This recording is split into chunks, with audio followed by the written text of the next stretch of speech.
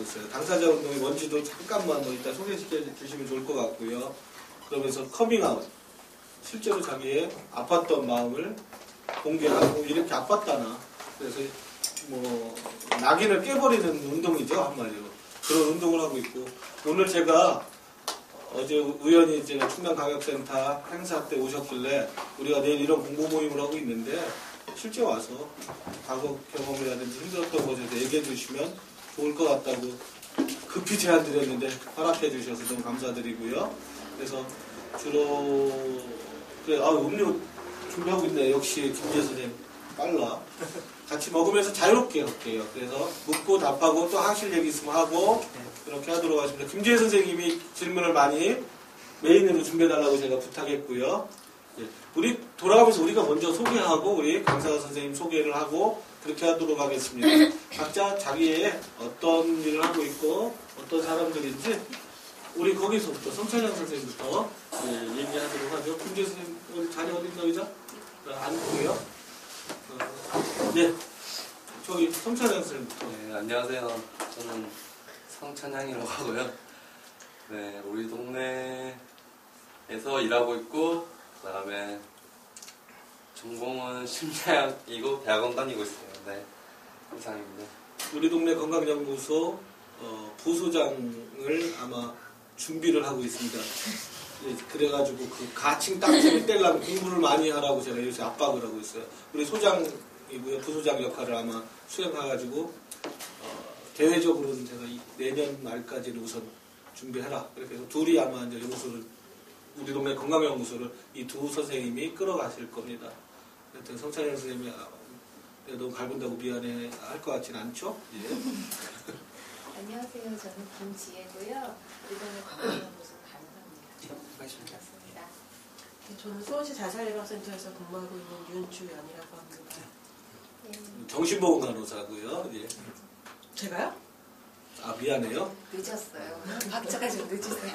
아, 진짜 습관적으로 왜 간호사라고 생각했는지 니가 미안해. I'm sorry. 네. 사회복지사입니다. 왜 그랬지 내가? 김희숙 선생님이랑 헷갈렸나? 제가 정신보건간호사입니다. 네, 저는 정신보건 사회복지. 좀 있으면 점심시간입니다.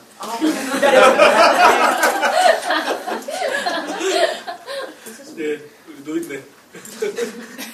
네. 수원시 자살예방센터의 박영순입니다. 네, 반갑습니다. 예. 안녕하세요. 저도 수원시 자살예방센터에서 있는 박영준입니다. 네, 반갑습니다. 네. 안녕하세요. 저도 수원시 자살예방센터에서 차요한입니다. 네, 반갑습니다. 반가워요. 그때 어디로 뽑혔더라 선생님이? 내가 저 거든에 내가 미안해. 내가 어디로 왔는지 사실은 제 직원인데도 저도 잘 몰라요. 소속이 최근에 뽑혀가지고 영광인 줄 알아. 이렇게 와주니까 너무 좋네. 이렇게 다 오픈을 했었구나, 그죠? 이렇게 와주면 많이 남을 거예요. 또 고맙고 오늘 처음 봐서 아니 얼굴은 봤었는데 이렇게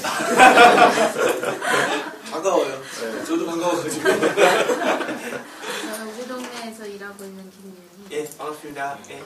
저는 행복한 우리 동네 납병원에서 근무하는 간호사고요. 이름은 강호영입니다. 예, 반갑습니다. 반갑습니다. 네, 예. 안녕하세요. 저는 예술치료센터에서 음악 맡고 있는 아, 박인입니다. 음악을 못하는데. 반갑습니다. 네, 안녕하세요. 제 이름은 손지연이고요. 저도 우리 동네에서 일하고 있는 예, 사회복지사. 반갑습니다. 예. 네, 저는 이름은 박윤혜고요. 딴 동네에서 그래, 일하는. 딴 데서. 딴 선생님이라서. 아, 그러시구나. 예. 반갑습니다. 예. 안녕하세요. 저는, 우리 동네 예술치료센터에서 센터장고요. 아, 왜 이렇게 부끄러워하시죠? 왜 이렇게 부끄러워하시죠? 센터장인데. 모르겠어요. 부끄러워요? 왜 부끄러워지? 이름이 떳떳지가 않은가 보죠. 똑바로 하면 되지. 치료 똑바로 하고.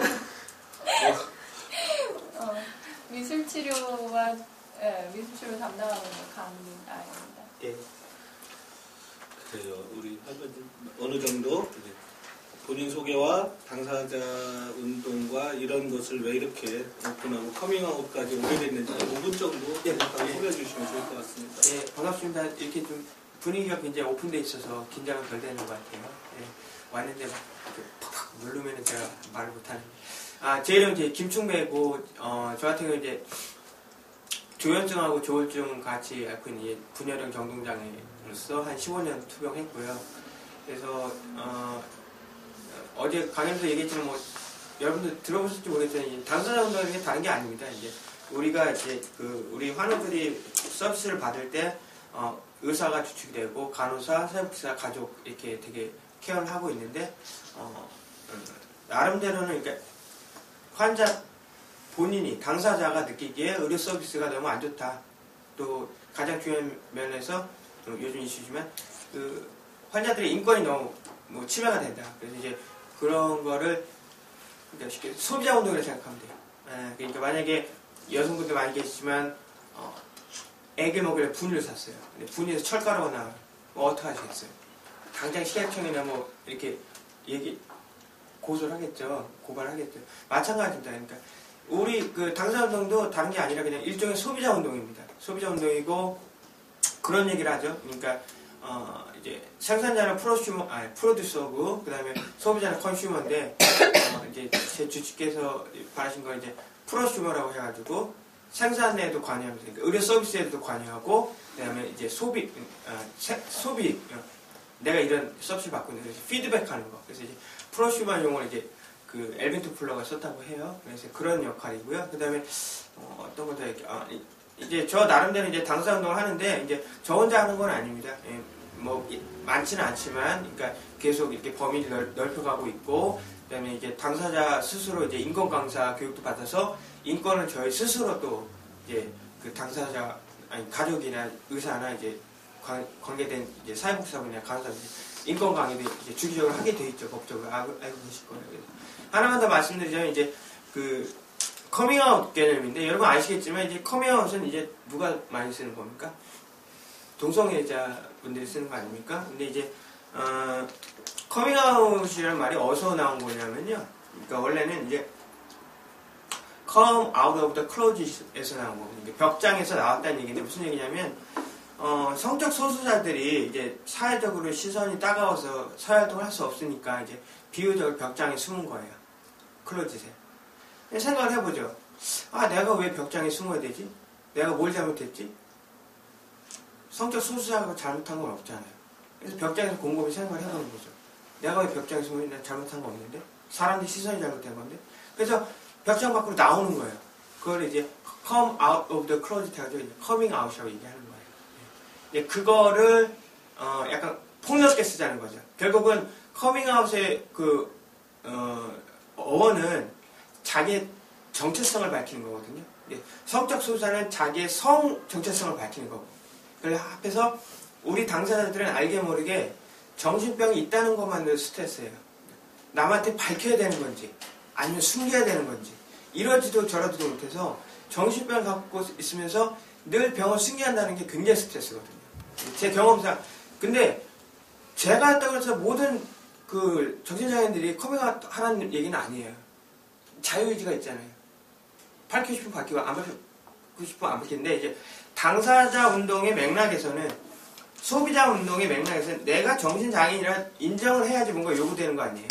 자기가 난 장애인이 아니야. 난 멀쩡해. 그러면 뭐하러 당사자 할 필요 없겠죠. 그래서 무슨 얘기냐면은 그래서 그런 그 커밍아웃 운동을 이제 폭넓게 해서 자신의 병을 밝히자 사람들한테. 그러니까 성 정체성이 아니라 나의 병을, 나의 질병을 좀 이게 낙인이 있는 질병일 때 더 밝히기 힘든 거죠. 아실 거예요. 전문가 보시는데 무슨 얘기인지. 그래서 약간 얘기가 좀 길어졌지만 이제 제가 하고자 하는 거는 궁극적으로는 지금까지 이제 의사나 간호사, 그다음에 사회복지사 가족분들이 주도적으로 저희를 케어해 왔는데 그것이 좀 온전하다면 저희가 뭐 당사운동 할 필요 없겠죠. 죄송한 얘기지만 아직까지는 저희를 케어하는데 부족함이 많으셨고 그다음에 인권 측면에서 굉장히 침해된 게 많으셨고 이제 인권을 침해하고 나서 부랴부랴 이제 뭐 정신보건 개정법도 바꾸고 그런 얘기 하는데 사후 약방문이 되는 게 아니라 주도적으로 우리가 서비스를 받을 때 이게 불편했고 인권 침해를 당했고 그런 고발하는 것도 일종의 이제 당사자 운동이 되고 이제 정리하면은 결국은 제가 혼자 리더가 되고 정신장애 대표자가 될 수는 없어요. 모든 개개인 한 명마다 다 히스토리가 있고 다 사연이 있기 때문에 모든 장애인들이 다 주인공이고 제가 여기 나온 것도 좀 쑥스럽긴 한데 제가 대변하려고 나온 건 아니고요. 처음부터 얘기했지만 이 오픈된 이런 자유로운 공간에서 질문을 하시면 안병 선생님 대학 말씀해 주시든지 아니면 제가 말하든지 그렇게 하겠습니다. 예, 이 정도 하겠습니다. 예. 저는 그렇게 생각했어요. 처음에는 인권적 문제가 되니까 다 이렇게 불편하고 힘들다. 이제 인권운동을 하지만 결국에는 나중에는 진짜 난 이렇게 힘들다. 진료실에서 그냥 취조받듯이 뭐 있어 없어 OX 퀴즈 하는 것이 아니라 여러분들이 좀 오늘은 좀 그게 초점이었어요. 환청이나 망상을 이해하느냐. 그것이 한 개인에게서 얼마나 힘들었고 그것 때문에 얼마나 괴로워했는지. 마치 우리는 환청이 있어. 정신분열병이나 약물치료에. 이렇게 너무 흘러가는 건 아닌가. 그러니까 더더욱 얘기하기 어렵고 그러니까 그걸 섬세하게 아까도 흘러가는 과정까지도 알면 도움을 더 드릴 수 있다. 우리 그러나 제대로 들어본 적 없잖아요. 그냥 어떻는지 이거를 경험해보고 흘러가고 했던 것들을 그렇기 때문에 오늘 이 자리를 만들어 본 거고요. 그 자체도 많은 도움이 되리라고 생각합니다. 김재 선생님한테 사실은 관계사고가 뭔지를 발표를 시키려고 제가 준비했다가 바꿔버렸어요. 김재 선생님이 그냥 한번 궁금한 거 한두 개 먼저 질문하면서 선생님들이 추가 질문을 하는 방식으로 좀 했으면 좋겠어요. 한번. 저는 사실은 제가 궁금한 건 제가 귀신 영화 같은 걸 못 보거든요. 예. 이거를 그런 영화로 봐도 무서운데 환시나 환청이 있으면 내가 통제할 수 없는 뭔가가 자꾸 왔다 갔다 하는 거잖아요. 그때 이게 이제 환시는 저는 딱 한 번 겪어봤거든요. 집에서 심하게 앓을 때 방에 아무도 없었는데 갑자기 어머니하고 형이 이렇게 딱 서 있더라고요. 환시였죠. 굉장히 막 놀랍고 무섭더라고요. 근데 아시겠지만 이제 환시를 겪는 분들은 많지는 않은 것 같아요. 그러니까 환시보다는 오히려 이제 환청이 더 이제 문제가 되는 거잖아요. 그러니까 환청에 대한 질문은 이제 다른 분들이 이제 질문하면 디테일하게 좀 설명을 드릴게요. 제가 또 궁금한 게 있어요. 예. 저희가 이제 이렇게 환우분들 같이 만나면 환청 얘기나 이런 질문 얘기를 많이 하는데 환청이 들릴 때 청각이 청각세포가 움직인다 여기까지는 들어서는 알겠는데요. 진짜 실제 소리랑 그냥 환청으로 듣는 소리랑 구별이 되나요? 단계별로 다르지 않을까 싶어요, 그죠? 이게 오늘 이제 어제도 이제 선생님 초대해 주셔서 이제 환청하고 이제 망상 같은 거 질문이 올 거라서 좀 생각을 했는데 이제 말씀드리기가 좀 굉장히 힘들죠, 솔직히. 근데 이제 쉽게 생각하시면 돼요. 그러니까 환청이 들릴 때 청각세포가 반응한다고 하는데 그거는 좀 정확히는 모르겠어요, 솔직히. 왜냐면 여러분들 잠잘 때 꿈꾸잖아요. 그 꿈꿀 때 목소리 들리죠. 그때 청각세포가 필요할까요? 꿈속에서 들리는 소리가 청각세포 작용은 아니라고 생각해요. 초기 단계지. 머릿속에 그러니까 쉽게 생각하시면 돼요. 그러니까 제가 꿈과 망상에 그래도 썼지만 우리가 그러니까 환자만 환청을 겪는 게 아니라요. 한번 생각해보세요. 여러분 꿈꿀 때 생각해보세요. 꿈을 꾸면요. 다른 사람이 나오죠. 그쵸? 그 다음에 또 그 사람의 목소리가 또 다르죠. 제 목소리가 아니죠. 가상의 인물이 나오면. 그리고 그 상황. 내가 지금은 뭐 백수인데 그 상황에 가면 뭐 20대 재수생으로 돼 있고 그런 그 역할이 바뀌잖아요. 그러니까 저는 그렇게 얘기하고 싶은 게 뭐냐면 그러니까 그 비장애인들이 그 우리 장애인들의 그 환청과 망상을 약간 이해할 수 있는데 도움이 된다면 여러분들이 꾸는 꿈을 생각하면 돼요. 꿈속에서는 자기가 망각이 되잖아요. 자아가 바뀌잖아요. 그리고 목소리도 생생하고 막 난 남자인데 여자가 막 말을 걸고 뭐 그런 거 그런 식으로 좀 접근하면 좋을 것 같아요. 그러니까 제 얘기는 우리 장애인들은 여러분들 꿈을 꾸지만 우리 장애인들은 깨어있을 때 그러니까 그런 소리나 그런 생각이 든다고 생각하시면 될 것 같아요. 약간 더 구체적으로 얘기하시면 약간 디테일하게 나올 수 있을 것 같아요. 구분이 안 된 상황도 있었나요? 이게 이제 흔히 말할 때 처음에는 왜 이게 들리지? 이게 헛소리가 들리네. 우리 그러잖아요. 에이 또 헛소리. 이거 자기 머리를 치면서 또 헛소리가. 근데 어느 순간 되면 구분이 안 된다라는 표현도 있는데 혹시 그런 경우? 저도 그게 진짜 제가 15년 동안 앓다 보니까요. 저도 환청이 심하진 않지만 지금도 환청이 들리는 이 자리가 아니라 평소에 환청을 듣곤 하는데 15년이 되다 보니까 아 내가 15년 전에 내 그 생각은 어땠지를 잊어버렸어요. 그 환청을 하도 듣다 보니까 어느 게 환청이고 어느 게 내가 생각하는 거였고 그걸 감각을 잊어버릴 정도로 너무 오래돼가지고 그러니까 만성 환자 그래서 더 힘든 거예요, 여러분들. 초기 환자가 환청이 있으면 이제 바로 잡아주는데 저같이 만성을 이렇게 그 환청을 많이 하면 구별이 안 돼요. 예.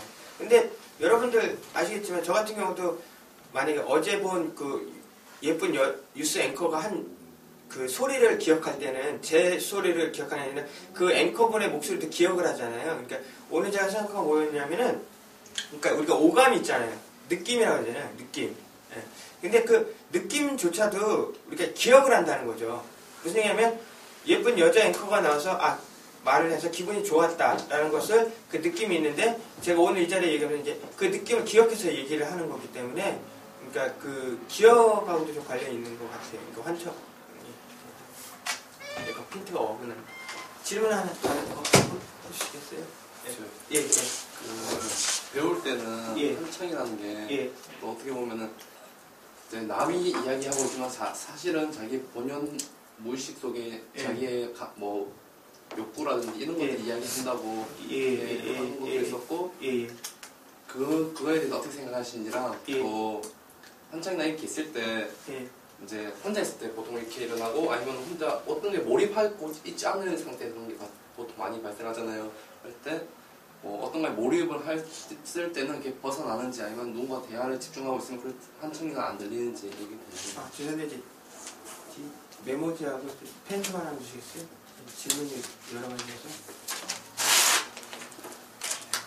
그러니까 선생님께서 질문하신 게 환청이 그러니까 다른 사람 목소리 아니라 자기가 생각하는 거란 이 텍스트북에서 나온다는 거죠? 네, 어떻게 생각하세요? 반반이에요. 예. 왜냐면요, 그러니까 저 같은 경우는 처음 환청을 겪은 게 뭐냐면 이제 15년 전에 이제 집에서 앓으면서 뭐냐면 갑자기 환청으로 제가 아는 그 여자 후배가 말을 거는 거예요. 오빠 뭐 텔레파시 믿어요? 이렇게 목소리를 들리는 거 환청으로. 그 전까지는 텔레파시 믿은 적이 없거든요. 병원에 저는. 그때부터 환청이 시작이었는데 쉽게 얘기하면 이제 환청이 우리 환자들 사이에서 뭐라고 얘기하면 이제 내부 환청하고 외부 환청으로 이제 구별을 하거든요. 무슨 얘기냐면은 이따 더 얘기 드리겠지만 외부 환청은 외부에 있는 소음이 말소리로 바뀌어서 들리는 거예요. 네, 그러니까 쉽게 얘기해서 아까 나중에 얘기했지만 어쨌든 외부의 소음이 말소리를 들리는 거고요. 내부 환청 같은 경우는 소음이 없는데도 소리가 없는데도 자기 내부에서 생각이 들리는 거고요. 근데 내가 생각하는 그 환청이 물론 내 생각대로 환청도 들리지만 내가 생각하지 못한 것도 들려요. 그러니까 환청은 뭐 정신장애인들이 생각을 똑바로 못해서 그렇다 그게 아니고요. 저하고 전혀 관련 없는 얘기도 계속 들리고 저 같은 경우는 그래도 환청을 오랫동안 하면서 이렇게 좀 그나마 나은 게 다른 분들 많은 환자분들이 힘들어하는 환청이 왜 힘들까 생각을 해보면 많은 분들이 이제 피해망상과 관련이 있거든요.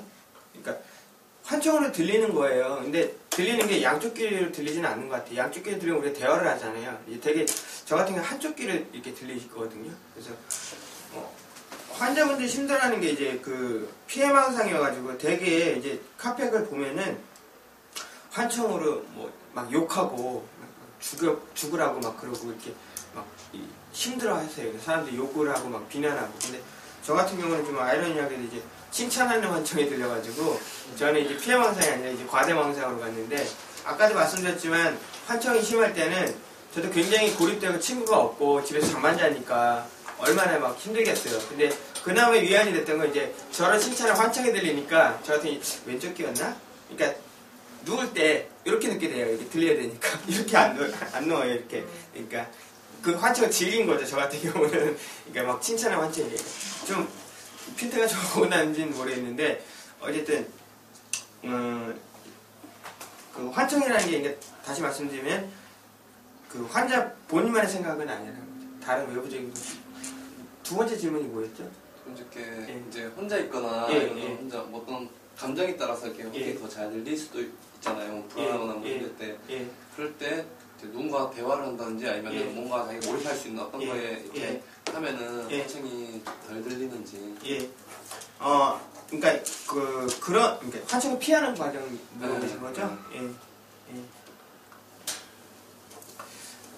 자, 생각을 해보세요. 저 같은 경우도 이제 망상이나 환청이 너무 심해서 그 99년도에 아주대 응급실에 가서 용인병 이제 김 선생님하고 처음 만나는 계기였는데, 그때 그분한테 처음 얘기한 게 뭐냐면, 내 머릿속에 생각이 끊이지를 않는다. 일주일 동안 너무 고통스럽다. 그래서 환청이 계속 들리는데 이 환청을 어떻게 내가 어디서 끊어지지가 않으니까 일주일 내내 시달렸거든요. 거의 막 초죽음 돼가지고. 일주일 동안 환청하니까 무슨 생각이냐면, 그럼 이 환청을 어떻게 끊지? 했을 때 생각한 게 뭐냐면, 우리가 생각하는 것도 있고 말하는 게 있잖아요. 근데 말할 때는 생각이 안 들죠. 자기 목소리나 상대방 말소리가 들리니까. 그래서 제가 내린 결론은 뭐냐면, 응급실 가서 제 주치의한테 내가 이 환청을 끊기 위해서 생각한 게 의미 없는 소리를 하는 거예요. 쉽게 해서 블라블라블라블라블라블라블라블라 이런 식으로 하면은 환청은 그게 말할 때는 안 나타날까요? 그러니까 얼마나 고통스러운 그런 거를 생각을 해냈겠어요. 근데 이거는 제 방법이고, 다수의 그 환우들이 택하는 방법은 뭐냐면 마찬가지예요. 환청도 소리잖아요. 근데 우리가 즐겨 듣는 소리가 뭐가 있어요? 음악이 있죠. 그래서 제가 아는 형은 하루 종일 라디오를 틀어놔요. 그 다음에 이동할 때도 MP3를 들어요. 네. 약간 환청과 망상이 더 나중에 디테일한 일이, 하여튼 그런 식이에요. 내가 듣는 소음이 고통스러우니까 다른 음으로 대체하는 거예요. 네. 확실히 효과가 있다는 거죠? 그쵸. 예, 그쵸. 근데 이제 문제는 뭐냐면, 좀, 뭐랄까. 귀가 좀 상했어. 몇 년 동안 계속 실제 청각에 떨어지는 분이 있어요. 그리고 또 이제 제가 전문가는 아니지만, 그, 이명 있지 않습니까? 귀 속에서 이렇게 울리는. 그분들도 정신장애를 많이 얻기 쉽다고 하더라고요. 이명이 원인이 돼서. 그거는 뭐 여러 케이스는 아니겠지만. 일단 하여튼, 핵심은, 이렇게 망상 나중에 또 얘기하고요. 환청의 핵심은 소리예요, 소리. 제가 쓴 글 중에 뭐가 있냐면,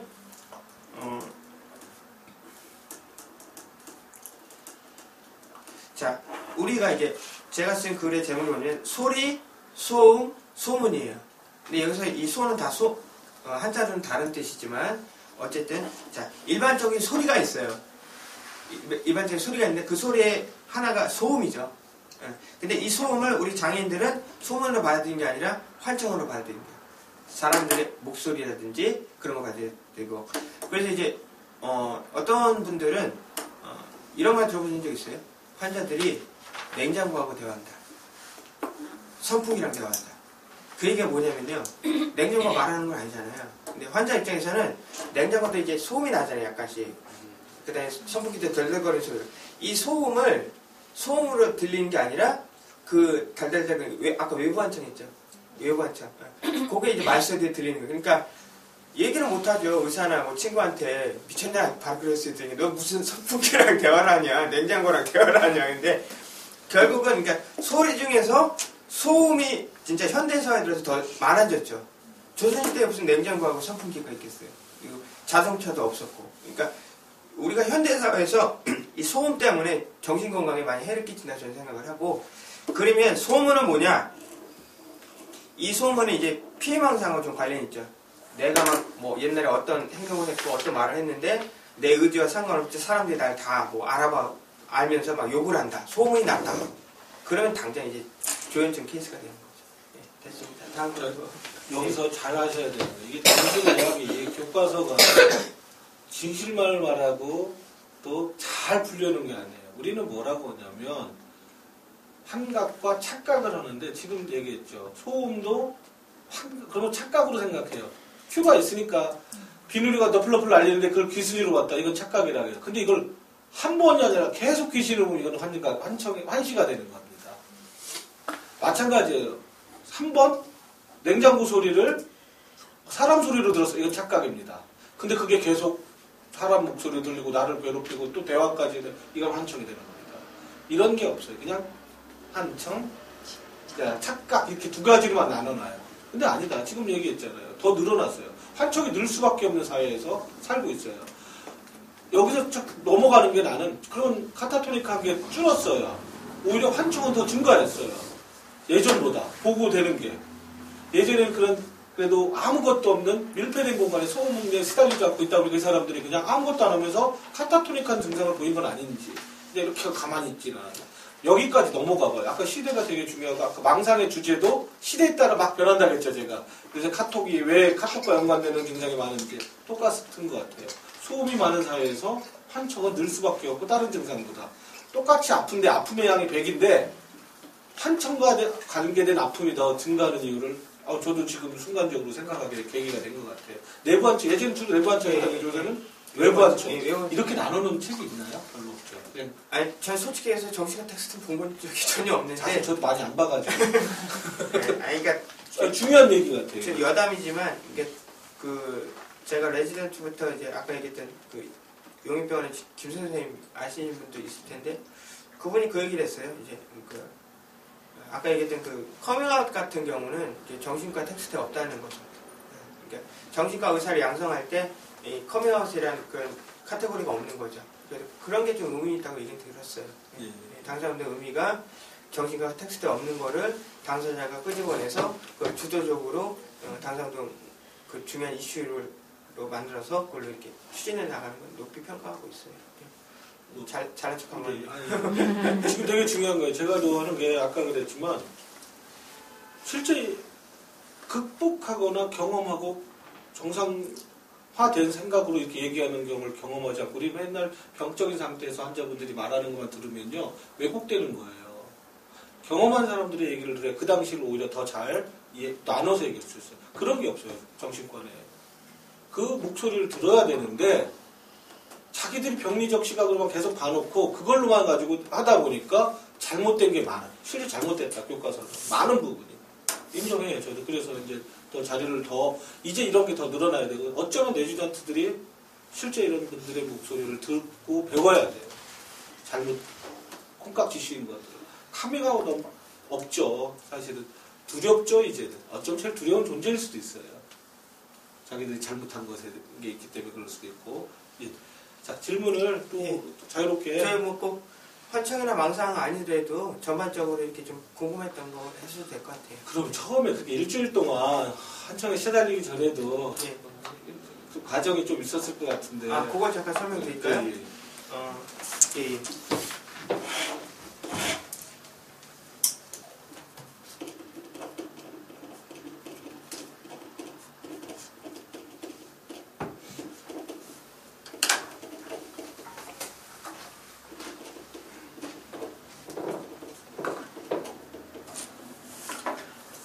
저 같은 경우는 그러니까 옛날에 이제 학교 다니면서 이제 고시원 생활을 좀 했는데요. 요즘 고시원에서 밥하고 김치 주지만 저 때는 밥하고 김치도 없었어요. 고시원 생활하면서 이제 제가 책을 좋아해가지고 부모님이 뭐 용돈 풍족하게 준 게 아니어서 이제 밥값하고 이제 고시원비 줬는데 그동안 책 사입고 이제 물 마시고 쫄쫄 굶다가 이제 환청이 시작이 됐는데 저 그 얘기를 해요. 그러니까 우리가 망상이라고 했을 때요. 비장애인들이 이제 망상하면 이제 100% 거짓 아니에요? 근데 그거를, 그러니까 저가 됐든 누가 됐든 이렇게 좀 황당한 얘기를 하더라도 그게 100% 거짓이 아니라 한 최소한 1, 2%의 팩트는 있다고 생각을 해요. 그래야지 무슨 망상이 발전이 되는 거지. 전혀 자기하고 상관없는 거, 망상 그건 100% 망상은 아니거든요. 무슨 얘기냐면, 그러니까 저 같은 경우는 이제 어렸을 때, 3살 때 부모님이 이혼하셨고, 그리고 이제 굉장히 가난했어요. 그래서 그게 굉장히 컴플렉스였어요. 요즘 뭐 이혼율이 많아서 요즘 뭐 이혼을 해도 잘 겪어냈지만 저 같은 경우는 이제 제가 74년생인데 그 당시에는 이혼이 일반화되지 않았거든요. 성장하면서 막 동네 아줌마들이 막 모여서 막 뒷담화 하잖아요. 뭐 이혼했다 뭐 그리고 학교에서도 이제 뭐 가정환경 조사 하면 뭐 개부냐 개모냐 뭐 친모냐 맨날 저 거짓말했거든요. 부끄러워가지고 그냥 친모다 계모가 아니다. 그런 과정을 통해서 누군가한테 저를 계속 거짓말을 한 거고 가장 친한 친구한테조차도 제 컴플렉스를 밝힐 수가 없었어요. 지금 생각해보면 별거 아니잖아요. 부모 이혼한 거하고 가난한 거 그게 뭐 그렇게 대단한 일은 아니잖아요. 근데 제 성격이 너무 때문에 고립됐기 때문에 친한 친구한테도 얘기를 안 했는데 어느 날 이제 고시원에서 이제 공부하다 보니까 막 이제 환청이 들리기 시작하는 거예요. 막 사람들이 제 얘기를 하는 것 같고. 근데 그 당시에는 제가 어떤 생각을 했냐면은, 누군가가 대학교 학교 내에서 우리 부모님 이혼했고 내가 가난하다 소문을 냈다. 내 의지와 상관없이. 처음 느낌은 뭐였냐면요. 화가 났어요. 내가 밝히지도 않았고 밝히길 원치 않는데 누군가가 폭력적으로 내 컴플렉스를 건드려 소문냈다는 거 아니까 굉장히 화가 났어요. 그 다음 단계 뭐냐면 확인이 필요해요. 내 망상이 진짜 사실인가. 그래서 막 후배들한테 막 연락해요. 만나서 밥 줄 테니까 얘기 좀 하자. 그 목적은 내 소문이 진짜 났는지 안 났는지 확인하는 단계죠. 예. 그런 식으로 해서 이제 화가 났고 그 다음에 또 이제 확인을 들어가고. 그래서 이제 아까 제가 일말의 팩트가 있다고 했는데 저는 지금도 뭐 다른 분들이 이제 뭐 환청이다 잘난 척을 하면 뭐 할 말은 없는데 소문은 난 건 같아요. 학교에서. 이런 얘기하면 해도 되나? 어쨌든 좋은 소문이 난 것 같아요. 지금 되돌아봤을 때는 공부도 잘하고 얼굴도 잘생겼고. 죄송해요. 괜찮아요. 저희는 익숙해요. 그래서 그렇게 항상 잘난 척하기 때문에. 그래서 제가 과대망상인데. 나는 인사이트가 없고 나는 병식이 없어. 그래서 소문 난 것 같아요. 근데 저는 그 당시에 소문이 저를 이렇게 욕하고 비웃고 막 그런 걸 했기 때문에 굉장히 고통스러웠어요. 고통스러워서 이제 저희 형이 눈치를 채가지고 이제 고향집으로 이제 끌고 내려왔죠. 무슨 얘기 하려고 하냐면요. 자, 우리가 환청하고 망상을 얘기할 때 왜 이거를 주제로 삼죠? 이게 즐겁거나 막 엔도핀이 돌면 이런 얘기 할 필요 없잖아요. 환청이나 망상이 괴로워서 그런 거잖아요. 그러니까 왜 괴로운가? 아까 얘기했지 괴로운 이유 중에 하나가 뭐다? 소문이에요. 소문나서 괴로운 거예요. 예. 요즘 그리고 여러분들 그런 거 있겠지만 막 신상 털기 하잖아요. 무슨 일이 벌어지면. 그건 신상 털린 사람이라 해야 되나? 그 사람 굉장히 고통스러울 거 아니에요. 자기 원치도 않는데 소문이 났으니까. 아마 그분들도 나중에 정신과적인 치료가 필요할지도 모르겠어요. 그래서 일단은 소문이 있고 두 번째가 뭐냐면 감시받는다. 누군가가 나를 감시하고 관찰한다. 그런 생각을 많이 해요. 그럼 아까 얘기했지만 소문이 났다고 생각하면 누가 소문냈지? 물어보게 되잖아요. 자기가. 근데 감시하고 관찰을 당한다는 또 망상이 들잖아요. 누군가 나를 감시하고 누군가 내 생각을 읽고 누군가가 나를 계속 관찰하고 그럴 때 누가라고 물어보잖아요. 그렇죠? 근데 그래서 관찰당한다는 건 굉장히 불쾌하다는 것 여러분 좀 느끼셨나요? 여러분이 느낀 것보다는 굉장히 더 강렬해요. 네. 굉장히 제가 대표는 다섯 개 어쨌든 저는 나름대로 그러니까 굉장히 조용하게 살아왔는데 학교에서 맨날 구석자리나 맨 끝에 자리 드러나기 싫어했는데 소문이 나버리니까 이제 고통스러웠던 거고. 그러면 내가 감시나 관찰을 당한다는 피해망상이 있을 때 우리 환자들이 생각하는 거는 그럼 누가 나를 감시하고 누가 나를 관찰하지 했을 때 누가 나를 도청한다는 얘기를 많이 들으셨죠. 네. 그러면 대뜸 생각나는 게 어디예요 여러분들? 사람들을 감시하고 관찰하고 도청하는 기관이 어디죠? 그렇죠. 국정원이죠. 그러니까 환자들이 국정원이 나를 도청한다 그러면 그냥 이렇게 별 대응도 안 해주고 속으로는 이건 또 증상이 있구나.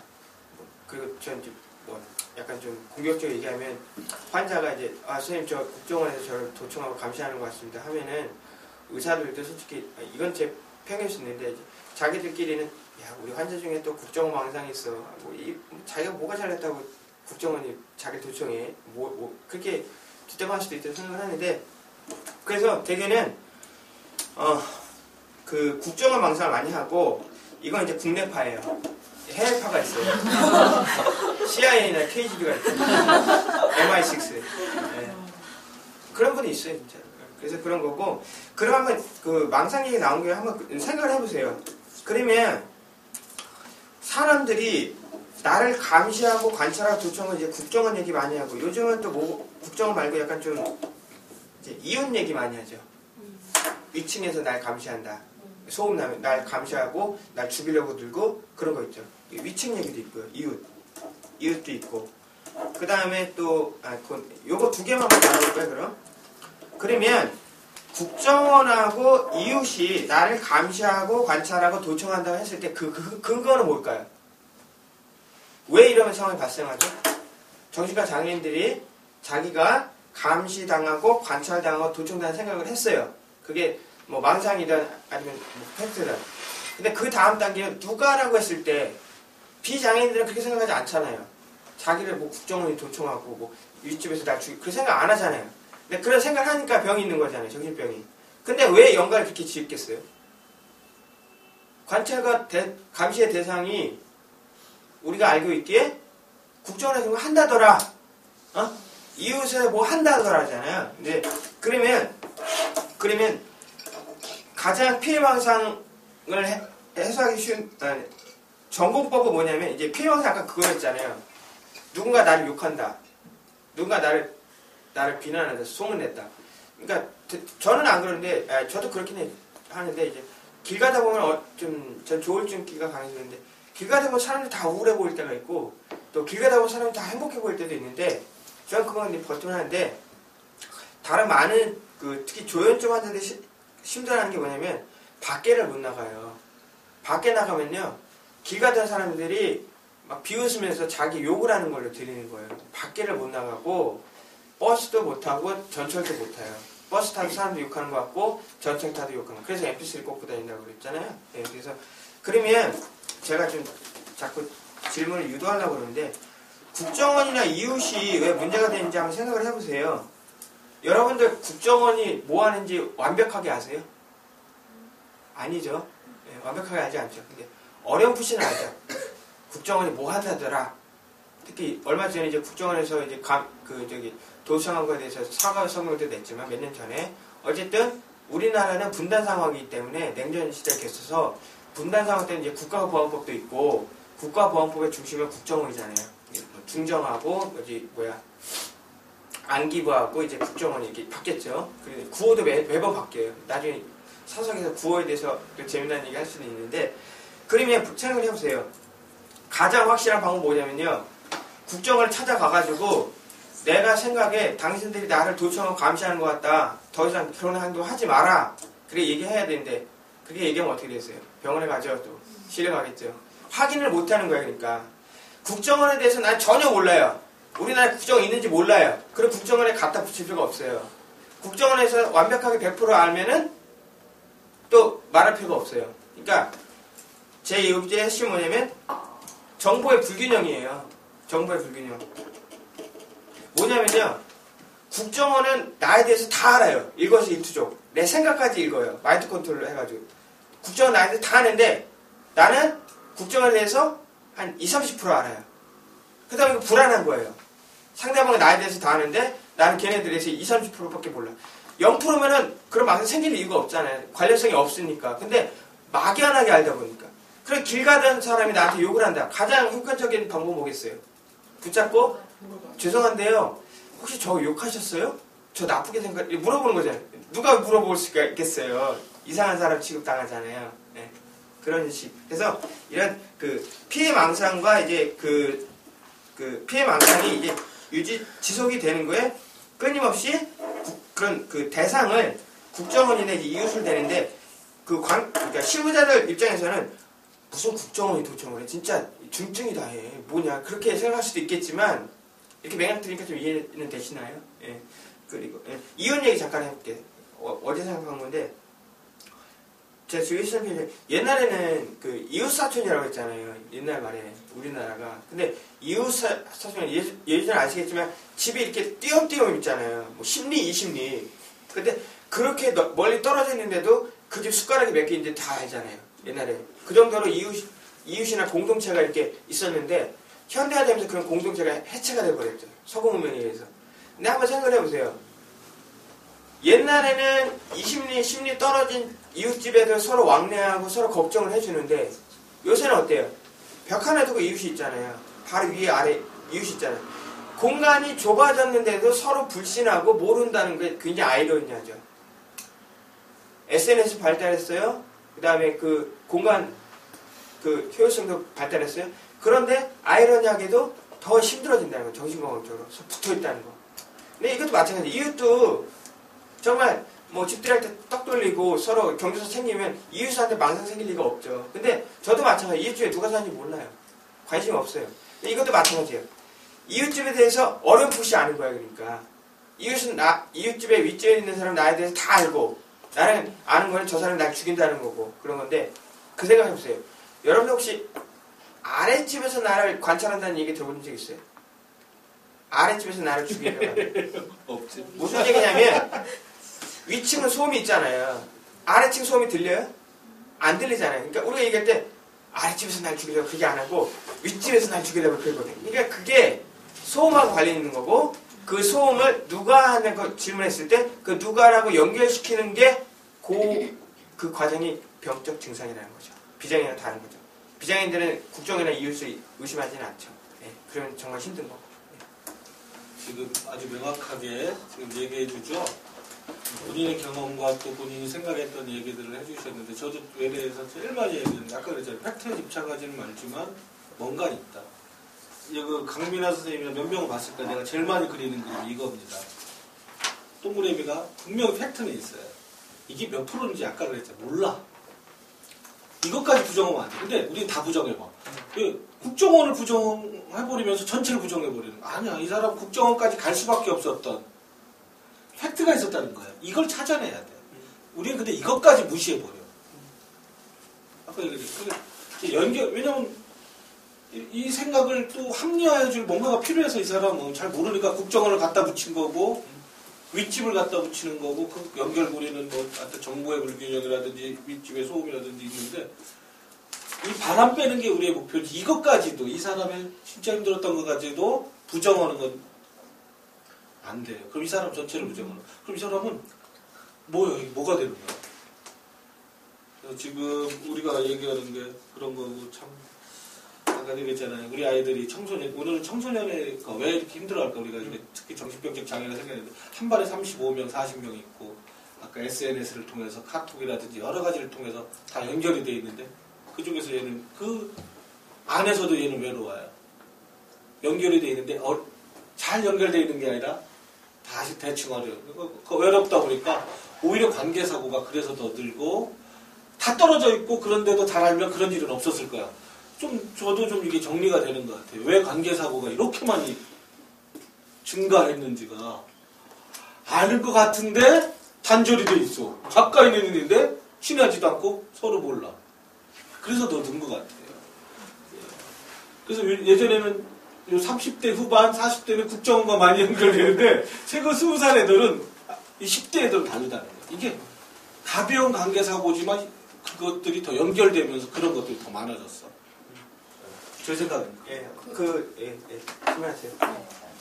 괜찮아요. 네. 예. 그렇다면 그 환청이 어떻게 들리는지를 파악해 가면은 그 어떤 팩트를 찾을 수 있다라는 것도 되겠네요.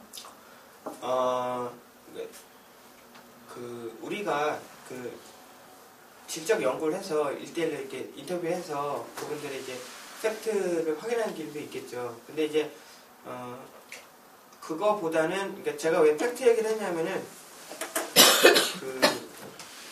서로 인터뷰를 할 때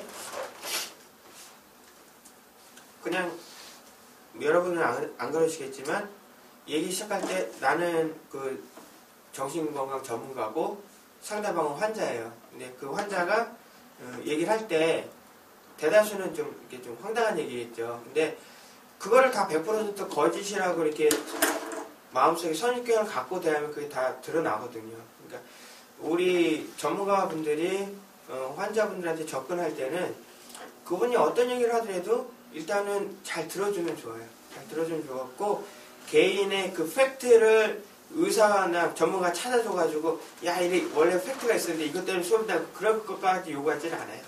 그런 건 아니고 오히려 제가 이제 얘기하고 싶은 건 뭐냐면 이게 핵심은 뭐냐면 여러분들 그거 있잖아요. 인터넷 치면은 뭐 정신불량증 증상 쫙 나오고 조울증 증상 쫙 나오잖아요. 처음에 그게 제가 불쾌했어요. 그거는 왜 그랬냐면 사람마다 다 생각이 다르잖아요. 근데 어떻게 정신병을 유형화시킬 수 있지? 그리고 또 기분 나쁘던 게 제가 철학을 좋아했는데 조현증 증상 중에 철학적 사고를 많이 한다고 이렇게 나와 있는데 전국이 증상. 네. 아니 저는 그거는 솔직히 그 의사들이 철학적 소양이 부족해서 죄송합니다. 아 이게 농담이고요. 그러니까 무슨 얘기 같은데요? 네? 무슨 얘기를 하려고 그러냐면은 무슨 얘기 하려고 그랬지? 아 그 증상이 유형화된다는 건요 뭐냐면은 정신병의 유전적 소양은 있지만 유형화된다는 건 뭐냐면 우리 사회에 정치, 경제, 사회, 문화란 그런 그 정상의 틀이 있잖아요. 그 틀에서 적응하지 못한 사람이 비정상인이거든요. 장애인이거든요. 그러면 이 장애인들이 왜 병에 걸리고 사회에 적응을 못하는가 하면 그 우리 사회가 요구하는 우리 그 권력층이 갖고 있는 그 헤게모니를 가진 권력층이 우리에게 강요하는 그런 질서에 적응 못하면 병자라고 하는 건데 무슨 얘기냐면은 저는 그래서 국정원도 아까 선생님께서 말씀하셨지만 30, 40대는 그런 그 독재 정권도 경험해 봤고 그렇기 때문에 이제 그 되는 거 무슨 얘기라고 그러냐면 이제 아까 그 여러분들 그 뷰티풀 마인드 봤죠? 보셨죠? 다 보셨을걸요 아마 그거는. 근데 뷰티풀 마인드에서 제가 뭐 굉장히 저도 재밌게 봤는데 그 존 내시가 왜 미쳤을까 생각했을 때 그 당시가 언제예요? 소련하고 미국 냉전 관계였잖아요. 냉전 관계에 존 내시도 자기를 감시한다. 누가 감시한다? KGB가 날 감시한다. 이런 식이거든요. 그렇기 때문에 저는 그러니까 이 정신병의 그 증상이 환자 개인의 생각을 잘못하고 뭐 의지가 약하고 게으르고 머리가 나빠서 병에 걸린 건 아니고요. 저는 방점은 어디에 더 두냐면 정치, 경제, 사회, 문화적으로 이거 폭력적인 질서다. 우리가 동의한 적 없어요. 정치, 경제, 사회가 이렇게 나간다 동의한 적 없지만 국가에서 교육을 관리하고 그 교육제도를 통해서 국민들한테 자기들이 요구하는 것만 이렇게 배우게 하죠. 비판의식은 없고 잔뜩 모아다가 무조건 암기시키고 무조건 문제풀이시키고 자기 의사 표현할 수가 없어요. 이 얘기 하나 더 하고 싶으면 아까 안배 선생님한테 얘기 들으면서 생각난 건데 우리들이 보면은 이제 그 현대사회를 보다 보니까 그 미투족이 많아요. 미투족. 나도 해야 돼요. 남들이 나이키 신어? 나도 그러면 아디다스 신어. 이런 식으로 남들이 명품 가방 들어? 나도 하나 있어야 돼. 미투. 나도 안 하면 불안한 거예요. 뭐 뒤처지는 것 같은 거예요.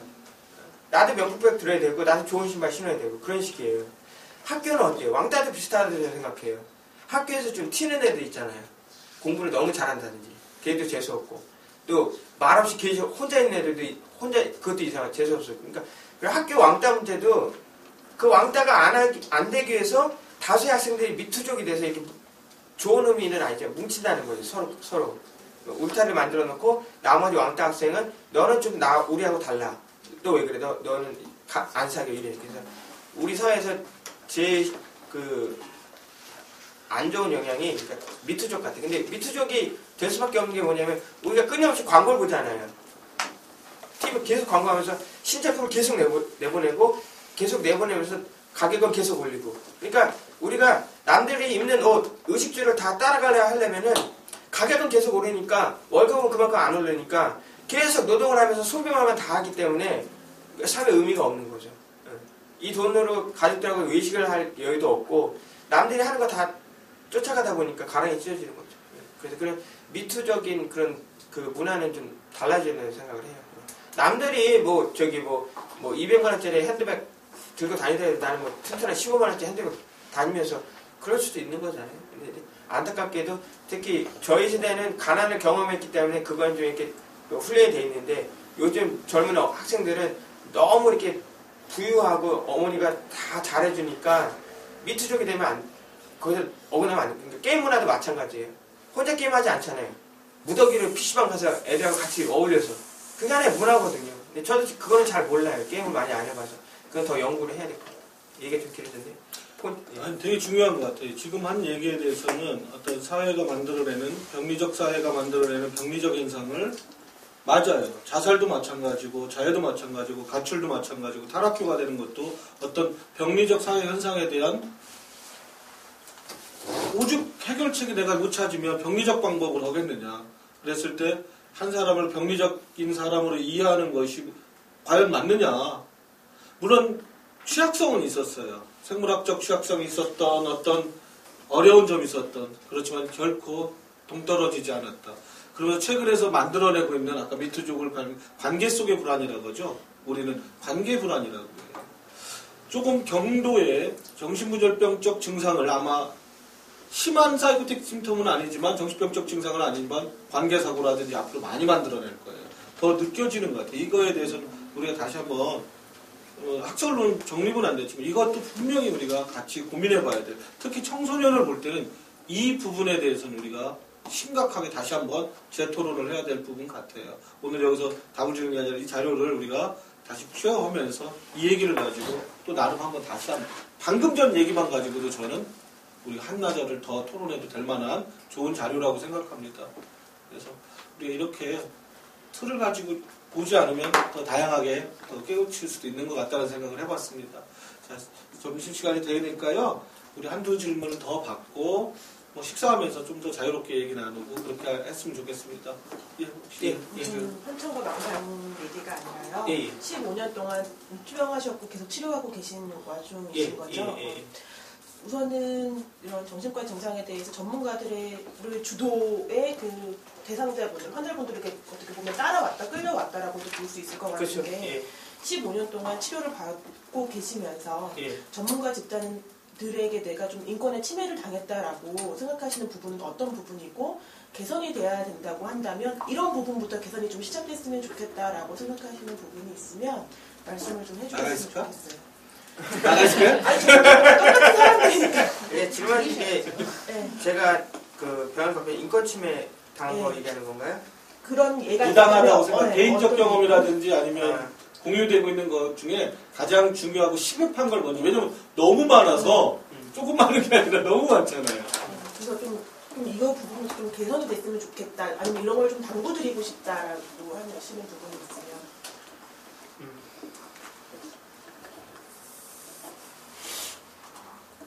저희 병원 하도 오래 투병하다 보니까 병원을 몇 번 입원했는지 기억이 좀 안 나요. 한 7, 8번 입원한 것 같아요. 근데 그러다 보니까 수원에 있는 정신과를 좀 많이 병을 여러 군데 다녀서 비교를 좀 하게 되는데 인권 침해 많습니다. 최근에 이제 작년에 입원했을 때도 그 덩치 큰 보호자가 갑자기 와가지고 팔을 꺾고, 용의 같은 경우는 상대방이 그 시비를 걸어서 제가 때렸는데 그쪽이 피가 나가지고 제가 가해자가 돼가지고 강박당하고 뭐 그런 경우도 있었고요. 그런 거는 이제 제가 혼자 느낀 거고, 가장 대표적으로 좀 부당하다고 생각한 게 뭐냐면 이제 통신의 자유예요. 통신의 자유. 그러니까 안 변호사님한테 제가 나중에 그 감사 인사를 드리려고 했는데, 안 변호사님이 여기 병원에 처음 만들 때 제가 인상 깊었던 게 오락기가 2대 있었고, 그 다음에 또 이제 국가인권위에 대한 한 라인을 만드셨거든요. 이렇게. 그래서 굉장히 안 변호사님께서 잘 읽고 계시다. 우리 그 장애인들이, 당사자들이 느끼는 부당함에. 그래서, 모르시겠지만, 아시겠죠? 간호사분들 계시니까.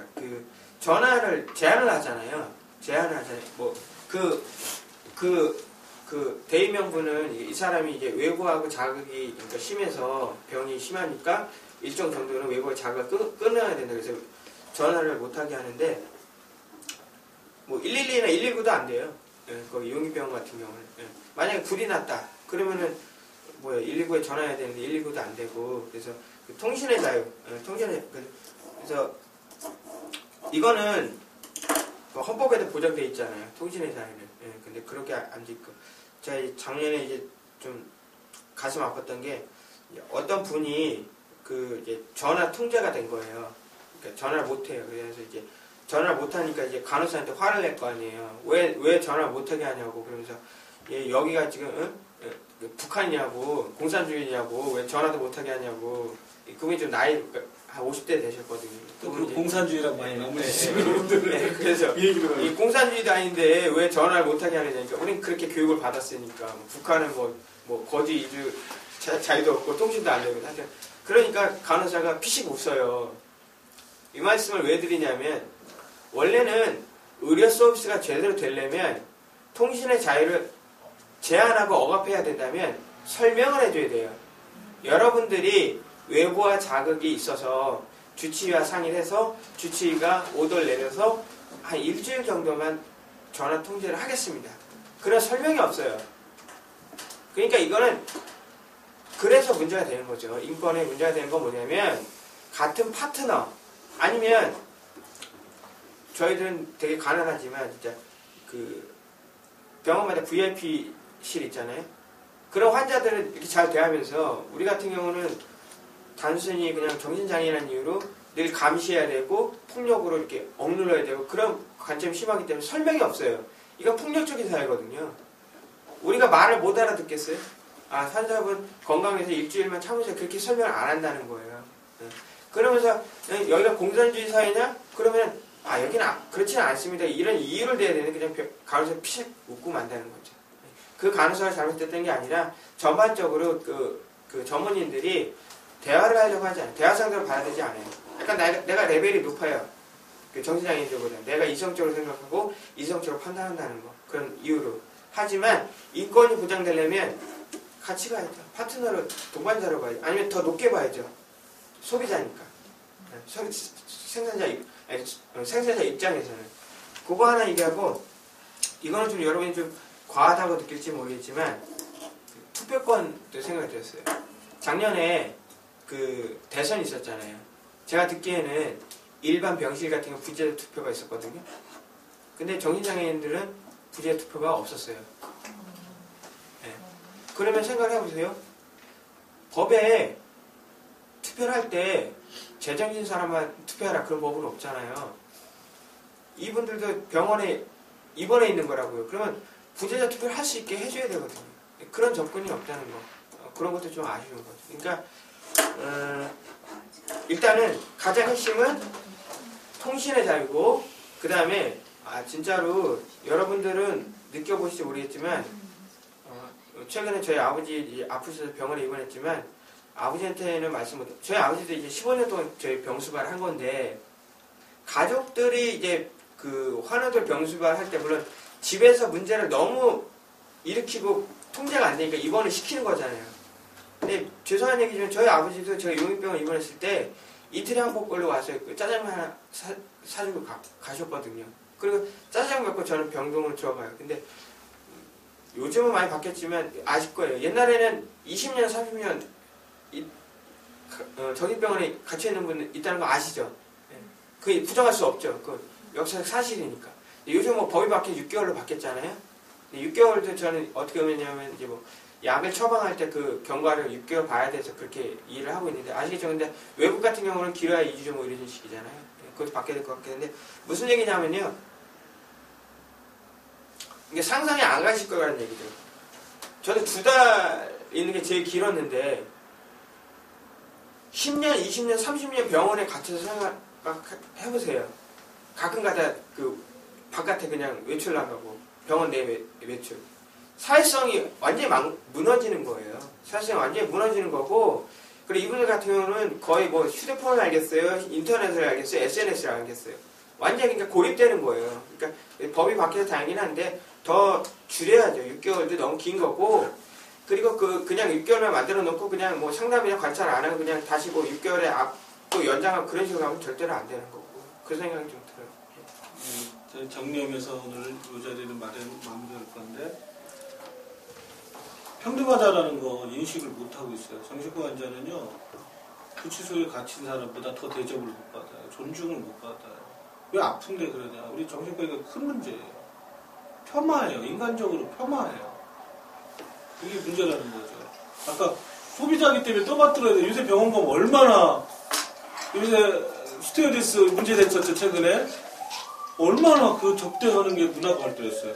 적어도 그 정도는 아니더라도 인간적 존중과 평등의 문제는 있어야 되고 사람의 자유를 제한하는 것은 정신병원이 제가 제일 잘못됐다고 생각하는 게 기본적으로 막아놓고 하나씩 풀어가는 게 잘못된 겁니다. 다 열어놓고 하나씩 막아가야 됩니다. 그 이유가 있을 때. 이 사람이 분명히 전화할 거기 때문에 통신 제한하고 하나씩 푸는 게 아니에요. 지금 어프로치 자체가 잘못됐어요. 인권을 존중한다는 병원도 잘못됐어요. 왜? 다 오픈해놓고 하나씩 제한해 나가야 됩니다. 힘들죠. 우리 병원 그죠? 경찰 매일 와요. 전화로 전화해. 저 자기 감금됐다고. 보여주면 돼요. 경찰 오면 뭐 힘들어. 이번 동의서 서명서 다 보여주면 되는 거죠. 그러고 나서 이 사람이 그게 반복됐으니까 이런 사유로 계속되니까 경찰을 위해서 막을지 그리고 고지가 되니 그럼 얘도 알아요. 아 이래서 내가 그럼 옆에 거를 빌려서 해. 옆에 거까지 빌려주지 말라고 했는데 이런 게임을 좀 해야 되는데 참 어렵다. 투표권 참 이런 고민 생각도 못했죠. 당연한 겁니다. 자 그런 것들 그리고 병원 자체가 사회성을 떨어뜨린다는 얘기 들어보셨죠? 실제 맞습니다. 병원이 왜 그러냐? 그럼 병원의 민류는 뭐냐? 병원의 환경 자체가 사회성을 키우지 못하고 떨어뜨린다는 겁니다. 무슨 얘기냐? 병원에 있는 환경과 인간관계, 병원에서 치료자와 맺고 있는 관계는 병적인 관계랍니다. 이거를 증명하는 거예요. 병원에 있으면 오래 있으면 사회성이 떨어집니다. 사회성 기술력 지랄나는 거죠. 뭐가 사회성을 기술 다 없애야 됩니다. 그런 프로그램은. 왜 병원에 5, 6년 있으면 사회성이 떨어집니까? 그분 바깥에 살았으면 오히려 환청망상은 있었을지언정 사회성 그렇게 안 떨어져요. 약 안 먹고 우리가 환청망상 때문에 심각한 문제를 벌이는 사람들 많지 않아요. 오히려 사회성을 더 크게 망가뜨렸다. 병원이. 왜? 제한된 형태의 인간관계만 존재합니다. 옆 사람끼리도요. 제대로 소통 안 시켜요. 왜? 다 멍하게 만든다. 이거 우리 사실은 이거 병원을 상대로 고소하면 병원 다 집니다. 사실 외국 같은 경우에서는 실제로 악화시켰거든요. 음성 증상이라고? 아니요. 오래된 입원하면 다 그렇게 사회성을 망가뜨립니다. 우리가 알아야 돼요. 그래서 이게 전문가로서 치료자로서 우리가 알아야 될 부분이고 지금 얘기하셨는데 더 심각하게 우리가 고민하자. 앞으로도 병원에서 잘못한 거는 제가 아까 너무 많아서 제가 부끄럽고 힘들고 우리 치료진들한테 때로는 몹쓸 원장이 돼서 치료진들한테 왜 자꾸 자기는 힘들다고 그러는데 사실 숫자 문제라는 것도 나오는데 그것까지 하다 보면 한도 끝도 없어요. 우리가 고맙고 감사하고 자주 저희가 제 생각에는 우리 김준배 선생님과는 우리 연구소를 같이 해나가려고 해요. 제가 꿈꾸는 우리 동네 건강연구소에서는 실제로 우리만이 할 수 있는 연구를 해보려고 해요. 아까 같이 그런 좋은 미투족을 빗대면서 얘기했던 그런 얘기를 가지고 우리가 질적으로 더 토론을 더해서 그런 자료를 발간하려고 해요. 만들어낼 거예요. 그것이 우리가 할 수 있는 연구입니다. 어떤 관주도의 어떤 자본주도의 우리는 그래서 인디 연구소입니다. 어떤 상업자본에 의해서는 그것이 아니라 우리는 연구소도 인디입니다. 인디 음악과 인디 영화를 대변하는 우린 인디 연구소를 지향합니다. 예, 감사하고 저기 김치찌개와 된장찌개로 통일하겠습니다. 가고 반반씩 할 테니까 나눠 먹도록 하겠습니다. 여기가 몇 명이죠? 제가 그냥 가서 선택하시죠 뭐. 너무